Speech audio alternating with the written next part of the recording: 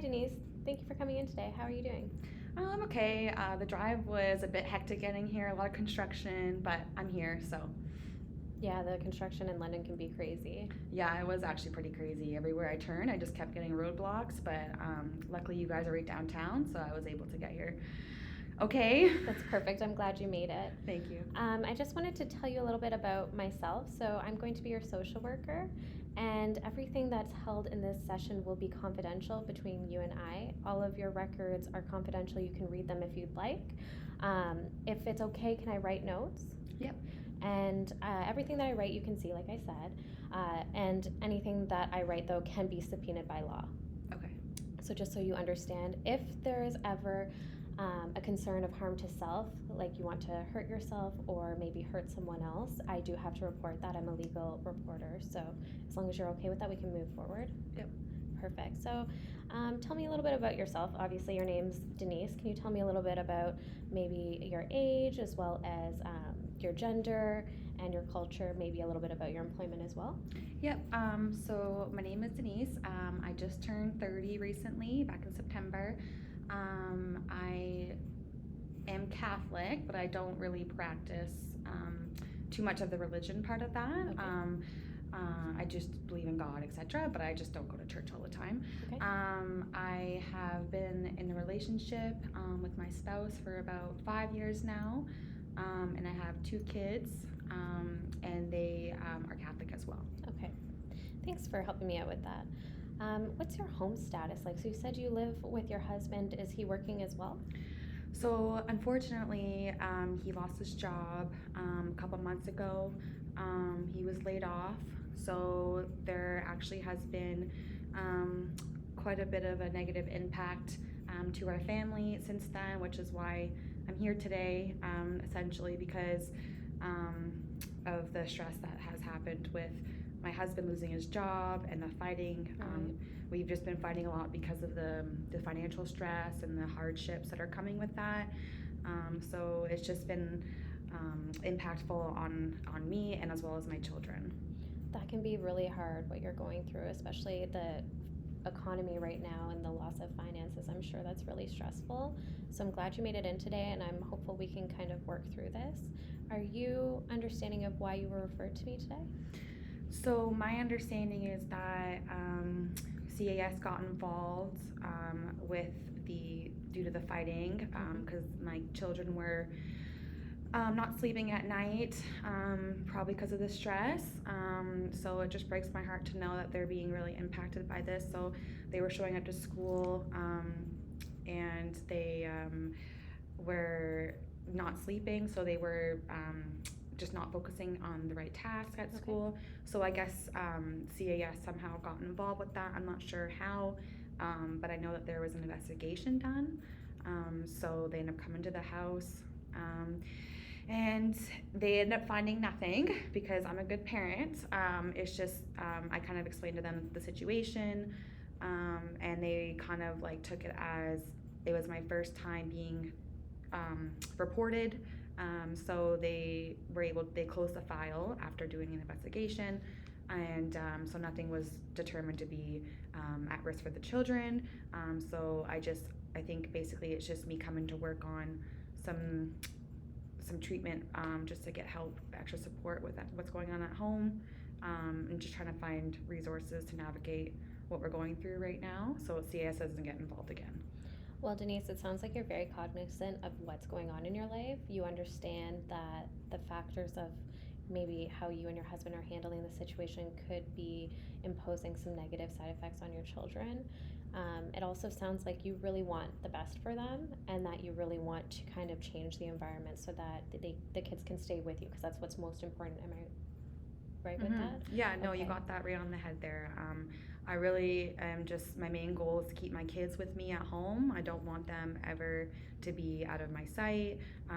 So the fact that CAS was involved to begin with is traumatizing for us whole family. I know that they're here for the greater well-being of the children. It's just like it kind of puts a negative outlook on my parenting when it's not necessarily like me who's being impacted by the job loss, but we're being impacted like indirectly because of the financial stress and all that. So just because I wasn't the one fired, I'm still feeling the side effects of my husband getting fired. So it just is a lot for us to kind of navigate right now. And my main concern is getting my children well.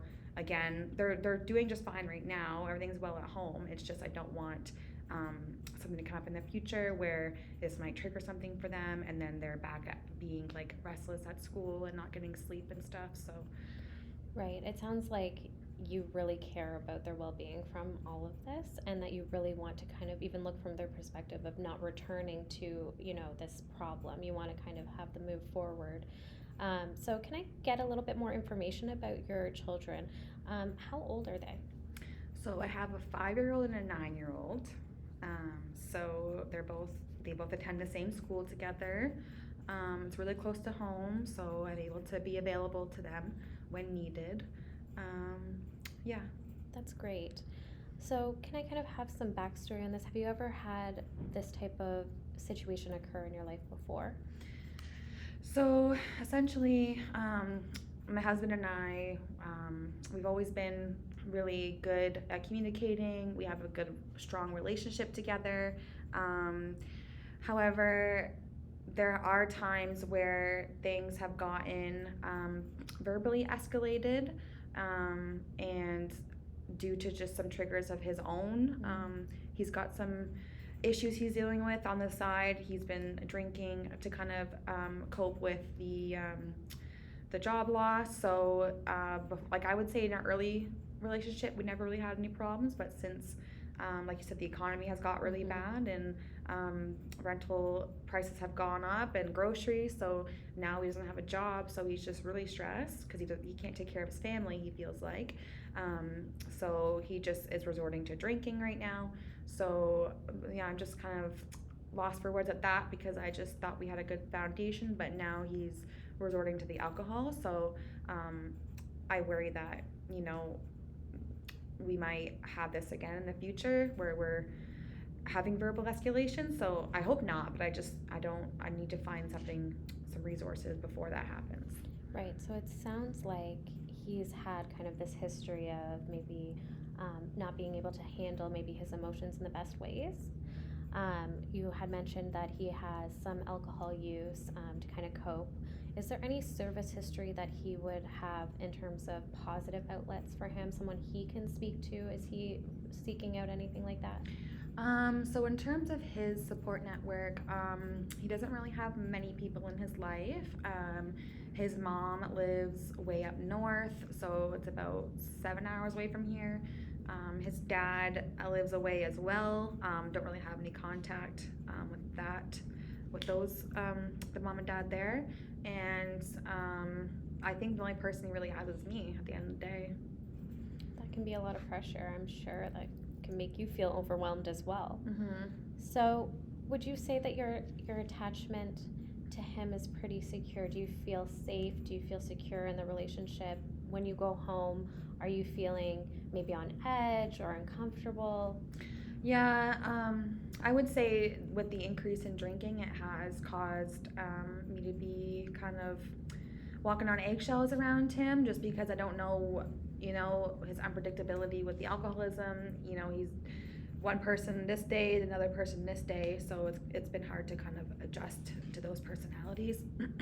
But I know that it's alcohol related and stress induced, but I just wish that he would recognize that it's just creating a bigger problem, and it's just snowballing into a bigger issue than when just starting with the job loss. So I just wish I can catch it before because I do have a lot of experience with addiction, and I know that the cycle kind of continues, and it just gets worse over time if there's no intervention. So I hear you just say that you have some experience with addiction. Are you finding yourself using any coping mechanisms as well? Not me, but I have grown up in a home with both parents who did suffer with addiction. It's really similar to alcoholism, in the sense where they're really dependent on the substance, and it changes and alters their mind, and kind of just makes them a different person than who you know. So when I grew up with that, I was really looking forward to meeting someone who didn't have the similar attributions as the addictions. I know addiction is a hard thing to manage, and not everyone who has an addiction started and said, "Hey, I'm gonna be an addict," or being addicted to substances. But unfortunately, life happens and people struggle, and I think that's what my husband's going through right now. It's unfortunate that you're kind of reliving some of those experiences you had as a child. Do you feel like that's almost like a re-traumatization for you?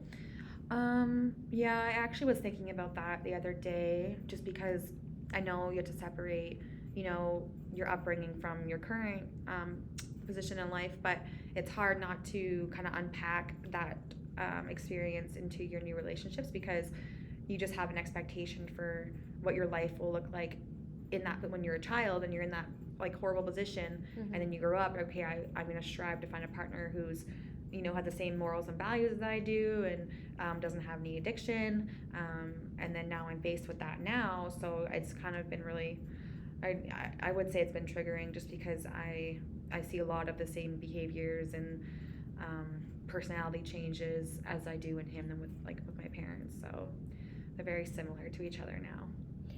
Are you finding yourself expressing these emotions to your husband at home, kind of your experiences in life and how they're maybe coming up again now in your relationship?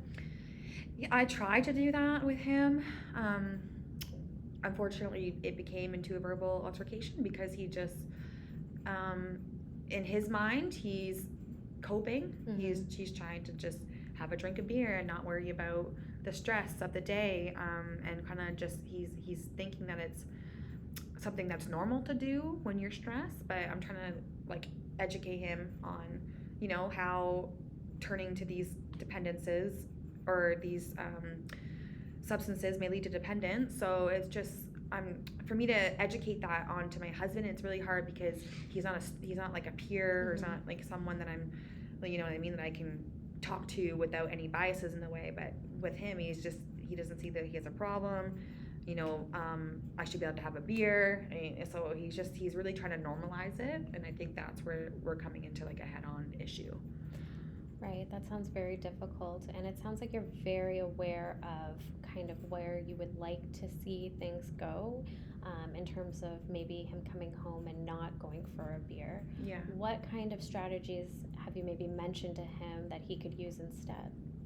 Well, first of all, I asked him just to recognize that he has an issue, and that was my main thing, because he kept normalizing and talking about it as if it's something that everyone just does when they get home. And I'm sure that a lot of people do have a glass of wine after a long day at work or a stressful meeting or something like that, and it has become normalized in society. And I do recognize that social role that it plays, because when you're seeing everybody else do it around you, or it's available at the bar or the store or any alcohol store, and you're able just to go and easily access any alcohol you want.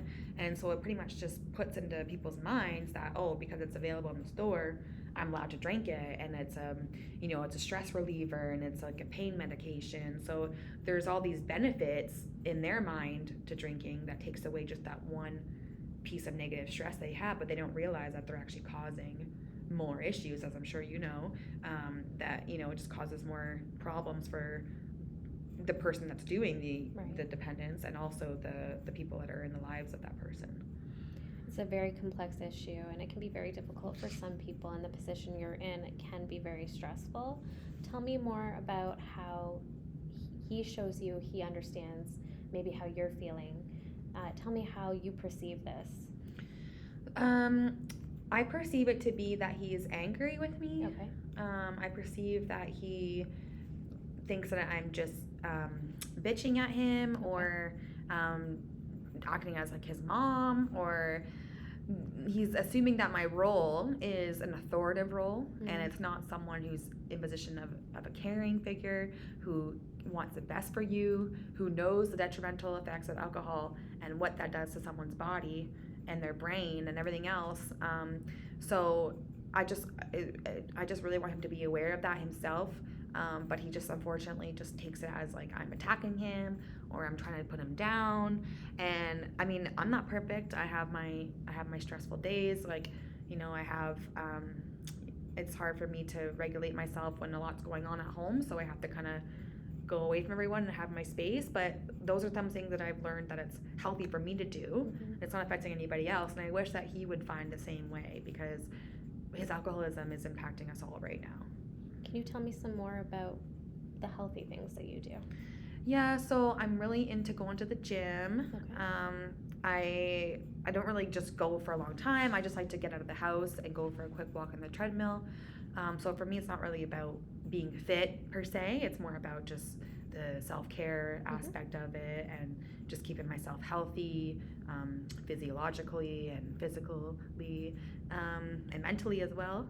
So the gym is one of my biggest self-care strategies. I try to go every day, in the morning before I start my day. My husband and I shared that common. We used to go to the gym all the time as well together. So it sucks not having him there anymore, but getting him back into that would be good for me. So the gym, I like to play sports with my kids. It's really exciting for me to go. We go to the baseball field down the road, and we just shoot some bats. And just family time is really important to me. I like to just spend quality time and just ensuring that I'm with the right people, and you know, spending my time well in healthy ways, especially because of all the things that are going on right now. Sorry. Bless you. Sorry, thank you. That sounds like all great coping strategies that you have. They sound healthy, they sound productive. They're not affecting anybody negatively, I assume? No, you're right. Yeah, they're not affecting anyone negatively. Not that I don't think, Okay. but I like to consider myself a positive figure in the family. I like to remain optimistic. I found myself to be really resilient just because of all the things I've been through in my past. However, I don't feel like I'm using the same compassion with my spouse as I would be with clients. So on the side, I actually do addiction work with people. So I actually support people who are struggling as well. So that's a big drive for me, is to get people to where they want to be, give them the resources they need. However, I don't really treat my husband the same. I think of it as more like, you should be doing better, like you're my husband, more as like, what are you going through right now that you require support and affection and patience from me at this time. I think that society thinks if we're in a helping profession that we should be able to help even the people in our own life, and unfortunately sometimes putting ourselves in that objective point of view can be really difficult. So you're saying that you work with people with addictions. Can you tell me a little bit about your education and maybe your career path?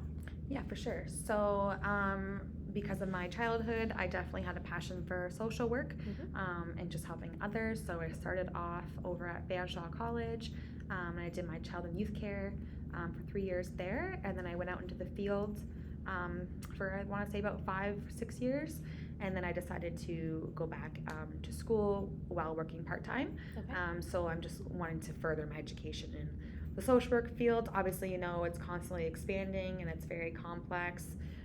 So I just would like to, you know all I need to know so I can go help as many people as I can help.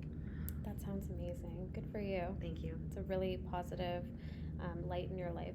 Yeah, it is. So kind of on your current situation, you had discussed with me that the root cause of this is the financial strain. Could you maybe elaborate on where you're finding difficulties? Is this in housing, or maybe food, supplying food for your children? I know children often eat lots. There's always needs to be snacks in the house, you know, clothing. What are you finding most difficult about, you know, the economic strain? Good question. I think it's probably a combination of the food being so high. They're constantly needing new clothes. They're growing out of their shoes every time I look down. So I just feel like there's just the demand in the economy is super high as it is, and then you have kids who are constantly growing. So I just feel like it's been hard to keep up with a job, and then now without a job, it's like 100 times worse. So yeah, like before I would spend I don't know, $100 on groceries for the four of us, and we would have food for like 2 weeks. And then now I can barely spend 150 and not have enough food for the week. So it's just like, it's just too much. If I want to have enough food for us for the 2 weeks, it'd probably be around $500. Oh my goodness. So it is costly, and for us, Costco is not an option because we always spend too much money on Costco. And I know that the idea is to buy bulk, but when the price is already really high, you don't really get many things. So like we kind of have to pick our, prioritize what we need at that time. But it's just a combination of the food, the rental costs. Our mortgage went up like 3 times in the last 5 years, which I didn't even think it was even possible. But it just keeps going up, and I just get so stressed out every time I get that letter. And then my hydro bill, I get that. We had a couple times it's been turned off just because we couldn't keep up with the payments. And then we had the field trips at school. That's been really hard for me because I really care about my kids being involved in those activities. But if I don't have the money, it's just, they're left out, and then that just becomes another barrier for their development. And I just feel horrible because I really care about their experience in school, because I never got to do any of that when I was a child. We didn't have the money either. So I just really strived to be a parent that, I've always wanted. So the fact that I can't meet those needs of my children, I guess, has been a huge burden on me. It sounds like it can be very difficult to kind of have these experiences financially as a family of 4, especially caring for young children. You want to be able to give them everything that they want, but this reality of the world is we can't. Everything is pretty expensive right now. Yeah. I really want to say that you're showing so much strength. Thank you. You really identify the issues, and as well as kind of how you want to see your family move out of this difficult place. I want to say too that your assessment of your husband, while you view it as, you're hard on him, I think it's a very normative position to be in, because we can't always take ourselves, like I said, out of that objective stance when we're dealing with family. And I think that it's great that you're here, you're open-minded, you're willing to discuss kind of everything. And be open to moving forward. Thank you. So I have some goals and recommendations for you. A short-term goal would be kind of looking at some supports. Would you be open to that? Yes, 100%. I feel really alone right now, so I think that would be huge for me just to have someone to bounce off of and to talk to. Just being here today is really helpful, so that would be really appreciative. Perfect. So for short-term supports, I was kind of looking at, just for the interim of your husband's job, do you know if your husband is looking for employment right now? He is, yeah. He's just very specific as to what he's looking for. He wants to make sure the pay is no different than what he was getting before. He wants to be unionized, so he has protection. But he is looking for work, and he has a lot of skills and licenses. It's just connecting him to people who are hiring. So perhaps maybe we could get your husband in with someone at the unemployment office to kind of help him look at his skills and maybe create a resume for him. That way he can kind of get out and start handing out resumes and see what kind of opportunities he has available to him. Yeah, that'd be perfect. Another short term would be kind of looking at the school and seeing how much money they have towards students who kind of need that little bit of extra money for field trips to kind of take that stress off the parents. Maybe another social support could be to have some type of funding to you for clothing and food. Have you ever used the food bank? Yeah, just recently we used it for the first time last week, but that was the only time that we used it. And how long does that last you when you go to the food bank? Not long. We don't really get a lot, but we've been reaching out to family to help with groceries right now, because we feel bad about using food banks, but I know that it's there for people to use. So unfortunately it's just not enough for the family, and the produce that they give us expires really quickly. So yeah, it's just they're there to help, which is great. It's just for my family of 4, it just doesn't help as much as I'd like to, but it does help when we're in real need of food. Can you tell me why You said that you don't really like to use the food bank. Just because I just feel bad taking from people who really, really need it. I know that we're in a position that we do need it, but I know that there's people who without homes and who don't have even a can of food in their fridge or in their cupboard, and who hasn't eaten in a couple days. So I feel like there's just more in need folks that could utilize the food banks, but I think that could just be like a trauma response from when I was younger and like having to rely on the food banks all the time, then maybe just not wanting to go back there for like a pride thing. I get that. So I know that's what I feel. I feel like anybody who's in a situation where they're finding financial strain to the degree that you are in your family, there's absolutely no shame in taking these supports.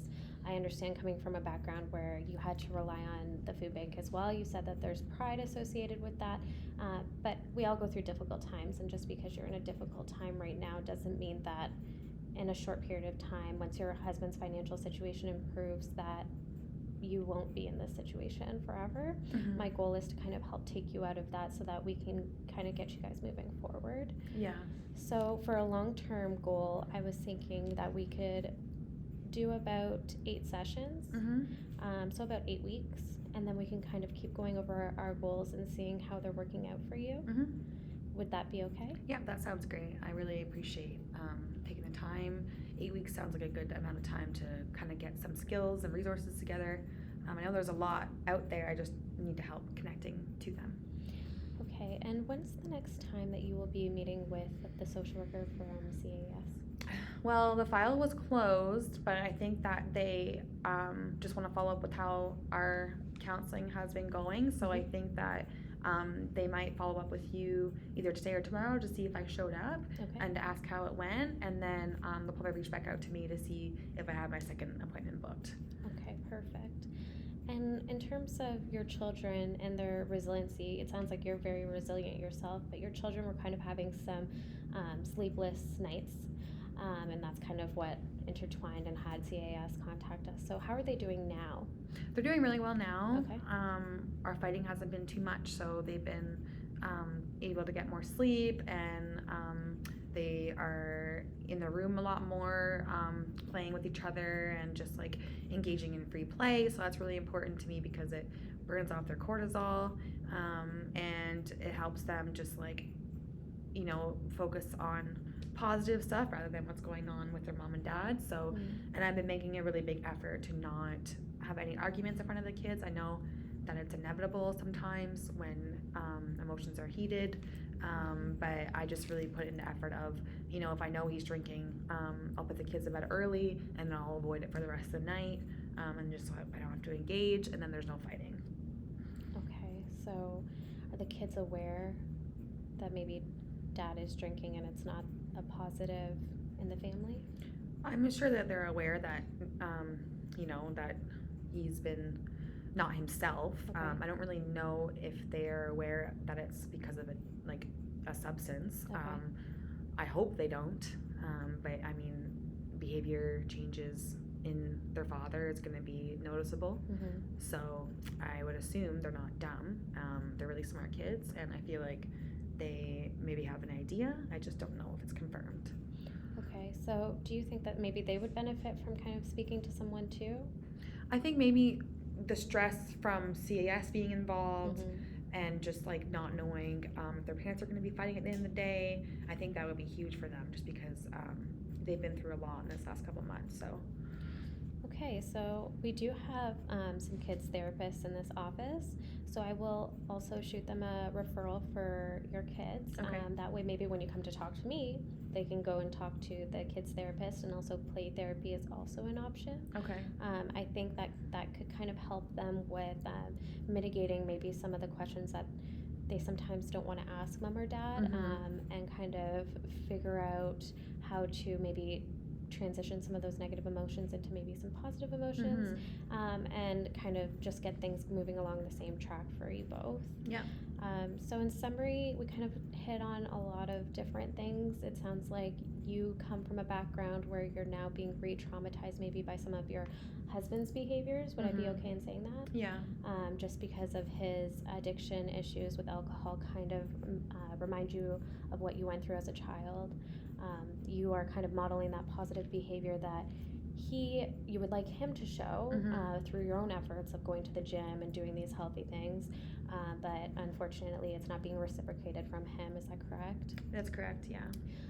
He also would like to continue to work, but is kind of only showing that he wants to work for certain places, so he's not really open fully to working unless it's on his terms, which can be a little bit stressful for you, I'm sure. Yeah, that's been frustrating. And through this, I just want to confirm you're open to him going to speak to someone at the unemployment office and kind of get his resume together. Yeah.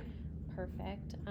And you're okay with our goal plan for our short-term and long-term goals being that we're going to get some supports out to your family so that you're not faced so much with this financial burden, kind of take a little bit of weight off your shoulders there. Yeah, that would be great. Perfect. Yeah. And then also to our commitment of 8 weekly visits, and also your kids seeking some therapy as well. Yeah.